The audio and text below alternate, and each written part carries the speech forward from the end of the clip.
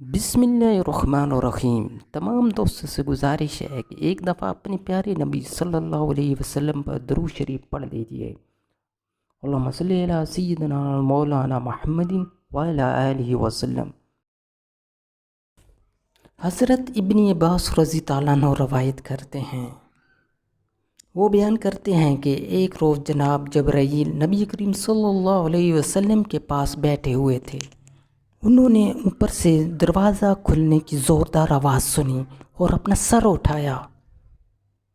انہوں نے نبی کریم صلی اللہ علیہ وسلم کو بتایا کہ یہ آسمانوں کے دروازوں میں سے ایک دروازہ ہے جو آج سے پہلے کبھی نہ کھلا ہے۔ اس میں سے ایک فرشتہ نازل ہوا ہے جو آج سے پہلے کبھی زمین پر نازل نہیں ہوا۔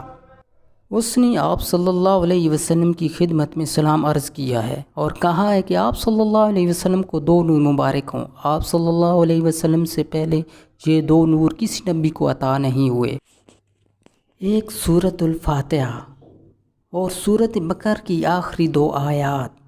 مزید فرمایا کہ جو شخص یہ دو آیات پڑھے گا اس کو مانگی ہوئی چیز ضرور اس کو دی جائے گی۔ قرآن و حدیث کی خوبصورت ویڈیوز کے لیے ہمارے چینل کو سبسکرائب کریں اور ہماری حوصلہ افزائی کریں۔ جزاک اللہ خیر۔